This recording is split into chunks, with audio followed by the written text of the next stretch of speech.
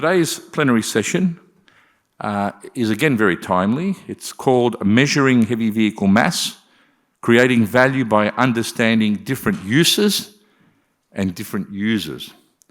And for this plenary session, we've brought people both geographically diverse, but also diverse in both uses and as users. The presentation order is as per your program, and I would like to invite first Dr. Geoff Allan. Geoff is the Chief Executive of Austroads and the Managing Director of Transport Certification Australia. He is also the Vice President of PARC. Geoff is an experienced Chief Executive, Managing Director and Senior Leader with a record of transformational leadership. He holds a PhD in Public Sector Management. So Geoff, we're all ears. Thank you, Chris, for that introduction, and thank you, Chris and Gavin, for the invitation. I appreciate the opportunity to be here. So the title of the talk is Leveraging Digital Technologies and Data, but it's going to be a bit more wide-ranging than that, because I appreciate we've got a lot of international attendees, and probably getting some understanding of the context of Australia and the challenges, I think, is going to be important in terms of setting the scene. And in terms of setting the scene, one of the first things is to talk about Austroads, what we are and what we do. So Austroads is the Association of Australian and New Zealand Transport Agencies. And simply, our purpose is to develop and deliver for our members and assist with them in their vision to deliver and promote nationally consistent practices, support effective and safe use of the road system, and provide professional advice to member organisations as well as national and international bodies. So we're an unusual creature in Australia's federation. We're not a regulator like the NHVR, like CEL, and we're not a research organisation like ANTRO, and we're not a policy-making body like the NTC, and they're sort of the organisations in Australia that we get compared to. We're more similar to other organisations in Australia, such as AFAC, which is the Australasian Fire and Emergency Services Authority Council, which are as it indicates, the fire and emergency services leads across Australia, and like the Australian and New Zealand Policing Advisory Agency. And essentially, they are agencies where constitutionally responsibility for their functions and for the functions of roads and transport agencies mostly rests with the state government, but there is a driving importance to have a nationally consistent approach, national standardisation, but importantly, a forum, and this is where the board plays a key role, the Austroads board, where chief executives and senior leaders within those organisations can come together and collegiately canvass the challenges they face and agree on some options. So we actually play a fairly, as I say, unusual but important role in Australia's federation, and certainly in relation to managing state government responsibilities for land transport. And we do that in a number of ways. Importantly, we commission research where there is a need for new information on improved responses. We provide guidance or practice material, so all jurisdictions take that on board, agree it, and incorporate it into their own practices. As I say, we work to provide consistent standards and pooled services, and Chris referred to TCA as being one of those services that are effectively pooled and combined. That's transport certification and telematics services that are pooled and provided to our members. So Austroads, again, for those people who are overseas, we've got a role that is similar to, and if you're from Europe, CEDA, that's the Conference of Directors of Roads in Europe, or the Association of, or EREG, I'll just use the acronym, or UCARIS. It is similar to that. Or if you're from North America, similar to AASHTO and AMVA. But importantly, and certainly importantly for the what we're talking about today in terms of digital experience, we also have transport certification, which was reincorporated back into Austroads in 2019-2020. And TCA administers the National Telematics Framework. And that's the agreement on the use of digital technologies by linking authorities, providers and operators to maximise the use of the road for public purpose outcomes. And that's both safety, productivity, amongst the key outcomes. So the framework, and when you look at the National Telematics Framework, and I understand John Gordon spoke about this a little bit earlier in the week, there are effectively 4 parts within the quadrant. So we've got the transport operators down in the bottom right-hand corner, and they are obviously the trucking community and the trucking fraternity, and I see a number of members from the trucking community and fraternity here. So Steve, good to see you. They're obviously the people who use the technology that's provided.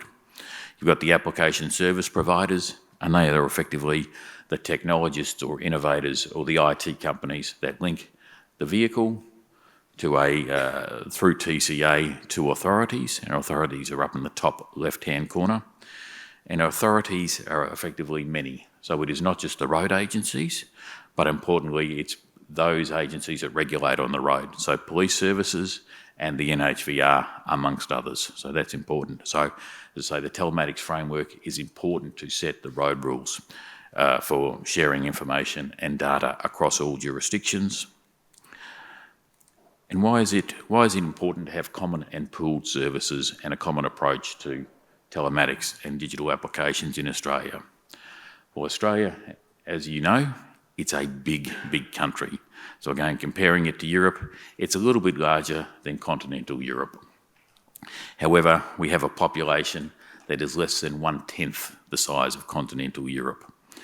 We have nearly 900,000 kilometres of roads, and we are both united and divided by the Federation.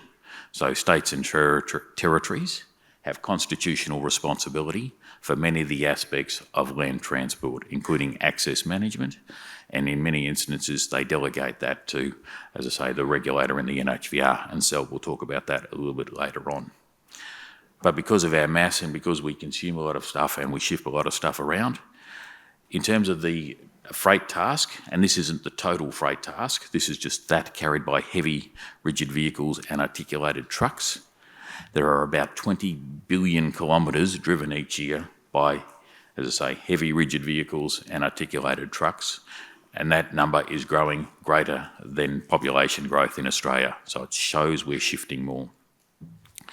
And our challenge is we only have about 200,000 truck drivers in Australia, and as I say, relative to Europe and relative to North America, and I know it's not easy to get ideal comparisons because counting is done in different ways, and notwithstanding that in both of those continents there is more freight and more general freight carried on rail, we have a lower per capita number of truck drivers in Australia.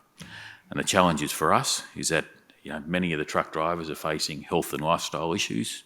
They're getting older, they're getting more unhealthy, and there's the problems of social isolation with people who are on the road, and of course they're ageing. So our challenge is to how do we make this better? So, and again, I'm not going to talk about the our use of extra long trucks in Australia, the multi-combination vehicles, because I'm sure that's being discussed at a number of aspects today. But I'll just talk about what Austroads does in terms of helping assist drivers, helping promote safety, and helping managing the assets that the drivers drive upon. So in a few areas, and again, I'll just take these as examples. One of the things we do, and it's an important aspect, is Austroads develops heavy vehicle rest area guidelines. So we've developed several iterations of this over the last couple of decades, but importantly, they are used by our members to design rest areas, because what we want to do is, obviously with regulated driving hours, we want to make sure that drivers are able to plan their routes, and then when they get to have a break or when they need to have a break, that the rest areas are effectively appropriate to allow them to have a sufficient break so they're rested and to drive safely on the road. But we're doing a review of those guidelines at the moment to make sure that they take account of emerging technologies. Because certainly what we know and what we've heard from drivers and from others is that it's not always easy for truck drivers to get to a heavy vehicle rest area. They may well be full when they get there, etc. So we're updating the guidelines to make sure they take account of improved technology. Secondly, we're working to promote safety, and this is just one example of that. But we have now, for a little while, been working on improving the heavy vehicle driver competency across Australia. Now, Australia, as I mentioned before, is a federation. Whilst in theory there is a common approach to heavy vehicle driving and testing, there is effectively, and Kim Hassel will be able to verify this because he's helped us out, there's effectively 8 different approaches across Australia. And what we know is that is a challenge to the trucking industry. It is also a challenge to the driver training industry. Different approach, different standards, different levels of progression. So what we have been doing over the last few years is working with state and territory governments to try and get a better approach. And the different approach was unacceptable for a couple of reasons. Firstly, it wasn't socially acceptable because, as I say, when you get a licence in Australia, doesn't matter what state it is issued in, it is a licence to drive anywhere in Australia.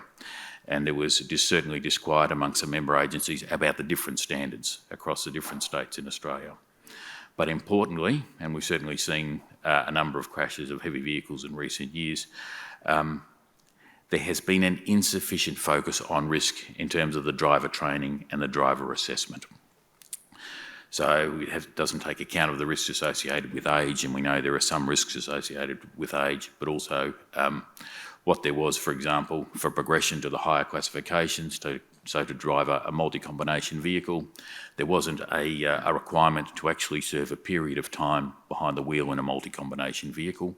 All you had to do was to hold a lower level licence, a heavy rigid licence for a 12-month period of time, and at the end of 12 months you could go up to the heavier class. So we wanted to make sure there were appropriate levels of progression, but also, and again, this is something that's come to light by talking with regulators and with trucking companies and with others, is that there is limited oversight of the heavy vehicle training system across Australia, and that in terms of assessing the standards and the competencies and the outcomes of the drivers they train, there has been little assessment of the effectiveness of that.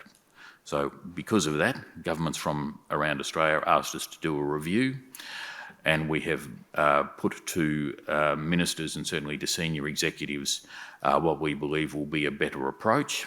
We would get safer, nationally consistent outcomes, including, and again, I'm happy, Kim, if you want to talk about this later, about the 140 plus points of competency assessment that will be embedded in the training should it be approved by ministers later this year. And we expect that that will occur in November, either out of session or in December at the ministerial meeting. But importantly, it will not only mean better trained drivers, it will, for those who can demonstrate proficiency, it will mean faster progression. So it means safer, but also for those who, as I say, can demonstrate proficiency, to progress through the ranks quicker, which hopefully should address some of the productivity issues that we see. And if you want more information, there's the QR code there, and I would urge you to scan that. Sorry, gone wrong way, back. Okay, a couple of other things, and one other thing we're doing in safety is we certainly realise that level crossing safety is an important issue, obviously for truck drivers, all motorists and train drivers. So we've been approached by a couple of jurisdictions in terms of doing work on trying to improve the safety by improving the signals that are provided from a train as it approaches a level crossing to trucks. So we are undertaking a research report, and we hope to release that research report in late 2024. And depending on the outcomes, late 2024, and depending on the outcomes, we'll look to implement some solutions working with the rail operators.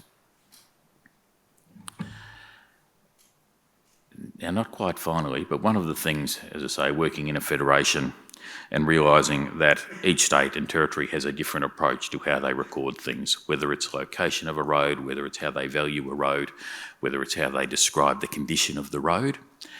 And what we realised is that is an inefficient approach to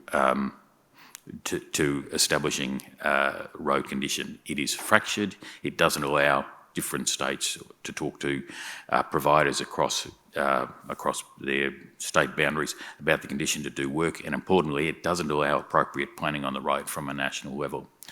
So we have been working with our member agencies over the last few years to try and get the adoption of a nationally consistent approach to road asset data standard. And I see Sarah Jones is in the audience, and Sarah is helping us with the work on the road asset data standards. and I'm happy for Sarah to talk with people later about what we're doing. But importantly, if we can get a nationally consistent approach to the recording of data, it will allow improved operations for things like the heavy vehicle regulator. It will allow improved approach to road funding, because it will allow a common assessment, a consistent assessment of conditions of roads, etc. So it will also hopefully, should it be adopted by road authorities, lead to potential greater reforms, and again, for Australia, with a big nation, with a lot of heavy vehicles operating, improve productivity and productivity in the road space. So now we'll talk specifically about using telematics to improve productivity and safety. Now, I spoke before about the National Telematics Framework, and obviously that is a key piece of architecture in the road management system in Australia, and certainly the road regulatory system in Australia. So traditionally, we have relied on the Intelligent Access Program, and that is embedded in the Heavy Vehicle National Law. But what we're seeing is that states and territories want different approaches to managing their roads in addition to what's in the Heavy Vehicle National Law. And they've looked to a new product that's, well, relatively new in the scheme of things, called the Telematics Management Application, TMA, that allows states and territories not just to work through IAP, but develop more flexible and more innovative schemes which will allow vehicles to carry greater mass, but allow jurisdictions to have certainty on where those vehicles that travel above the regulated mass are able to operate. And importantly, those vehicle monitoring schemes are important to actually help us understand where vehicles are going, where they're travelling, and where jurisdictions will need to improve their network. But out of the work that we've done on telematics, and out of some work that has occurred in Tasmania, Austroads is leading work on what we're calling the National Automated Access System. So Australia's regulated system means if heavy vehicles are below a certain level, they have right of access to the road, depending on what's signed, etc. But generally they have right of access to the road. But if vehicles are oversize or over mass, you can get access to the road in two ways, either by seeking a permit, that is a permission to travel a certain route, or by what's called a legal notice, mostly in this country exercised under the Heavy Vehicle National Law, or certainly for those states and territories that are in the NHVR regulated areas, as you can get it by a notice, and the regulator issues a notice and says that trucks of certain size and certain mass can travel on certain routes. But what we're finding is they are, both permits are timely to get and could be, by timely to get, they're, as I say, probably not as efficient as they could be in terms of issuing, and notices are a wee bit blunt. So ministers at their last meeting, or certainly a meeting mid-year, directed Austroads to work with all of the states and territories, and importantly the heavy vehicle regulator, to work to a nationally consistent approach to allowing what is effectively a single contemporary decision-making system, where a heavy vehicle driver can pop their origin and destination into a computer, and they can see what routes are available for them to operate given the parameters of the vehicle they're operating. Now, as I say, the Heavy Vehicle Access Management System has been operating in Tasmania for a number of years now. There are some challenges, obviously, because states, territories and road managers outside of Tasmania have a different approach for assessing their structures, but the concept is scalable, and certainly ministers believe it is important to improving productivity in Australia, but without wanting to duplicate effort and without wanting to duplicate how truck operators now function, it is important that it links with the National Heavy Vehicle Regulator and is operated, or accessed, I should say, through the National Heavy Vehicle Regulators portal. So we look forward to working with all states and territories and the NHVR in terms of progressing the National Automated Access System in Australia. Now, importantly, in relation to NAS, we're running a workshop tomorrow morning, 8:30 to 10. So if you want to find out more or contribute to the development of that, I would ask you to attend. So that will be here tomorrow, maybe not in this room, but certainly in this convention downstairs, Chris is telling me, tomorrow at 8:30. So I would encourage you to downstairs. Here, in this room. Thank you, Chris. So be here tomorrow at 8:30. So I'd urge you to attend. So with that, I thank you.